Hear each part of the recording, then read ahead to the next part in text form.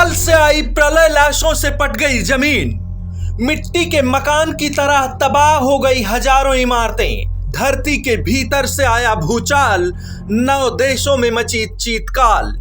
तुर्की में जब धरती हिली तो दुनिया ने देखी भारत की दरिया दिली। रूस, अमेरिका, जापान सोचते रहे, भारतीय जांबाजों ने संभाल लिया मोर्चा।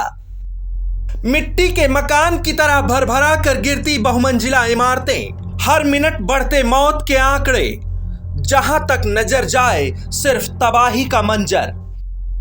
सोमवार को मिडिल ईस्ट के 9 देशों में एक साथ कुदरत का कहर बरपा, लेकिन इसकी सबसे ज्यादा मार तुर्की और सीरिया को पड़ी है, जहां अब हजारों जिंदगियां तबाह हो चुकी हैं। जैसे जैसे राहत बचाव कार्य तेज होता जा रहा है, मलबों के नीचे दबकर मरने वालों की संख्या में इजाफा हो रहा है।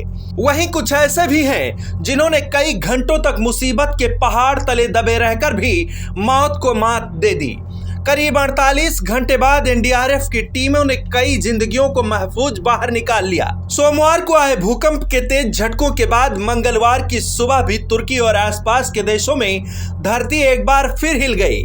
स्थानीय समय के मुताबिक सुबह 4 बजे के करीब फिर से 7.8 की तीव्रता का भूकंप आया। तुर्की में अब तक 5,500 इमारतें जमींदोज हो चुकी हैं। रूस, Israel, Greece, Germany, Britain, Lebanon, France, Poland, Italy और जापान जैसे देश तुर्की और सीरिया, जॉर्डन जैसे देशों की मदद के लिए पहुंच रहे हैं, और भारत लोगों को बचाने के लिए तुर्की की धरती पर अपने जांबाज उतार चुका है, जिसमें कई महिला जांबाज भी शामिल हैं। मंगलवार की सुबह भारतीय वायुसेना का विमान जीवन रक्षक सामग्री लेकर तुर्की पहुंचा, जिसके लिए तुर्की ने भारत का धन्यवाद किया। तुर्की के राजदूत ने भारत को सच्चा दोस्त बताते हुए लिखा, जरूरत में काम आने वाला दोस्त ही सच्चा दोस्त होता है।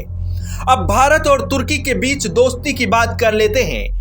भारत और तुर्की के बीच राजनयिक रिश्ता 1948 से है। हालांकि भारत और तुर्की के बीच संबंध की बात करें तो तुर्की हमेशा भारत की खिलाफत करता आया है। तुर्की ने 1965 और 71 के युद्ध में पाकिस्तान की मदद की थी। यही नहीं, तुर्की हमेशा कश्मीर मुद्दे पर पाकिस्तान के साथ खड़ा रहा है। 3 साल पहले पाकिस्तानी संसद में तुर्की के राष्ट्रपति रेसेप तैयब एर्दोगान ने कहा था, कश्मीर पाकिस्तान के लिए जितना अहम है उतना ही तुर्की के लिए भी अहम है। और तो और, तुर्की संयुक्त राष्ट्र में भी समय समय पर कश्मीर का मुद्दा उठाता आया है। तुर्की कश्मीर में धारा 370 हटाए जाने का विरोध भी कर चुका है। तुर्की में ना तो ज्यादा भारतीय रहते हैं, ना ही तुर्की के साथ भारत का कोई बड़ा व्यापारिक रिश्ता है। 2021-22 में भारत और तुर्की के बीच करीब 80,000 करोड़ रुपए का कारोबार हुआ था। इसमें से 65,000 करोड़ का निर्यात और 15,000 करोड़ का आयात हुआ था।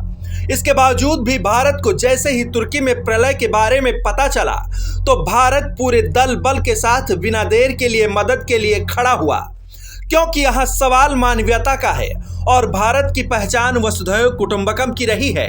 सोमवार को पीएम मोदी ने मदद का आश्वासन दिया और मंगलवार की सुबह भारतीय वायुसेना का विमान पूरी तैयारी के साथ तुर्की में उतर गया।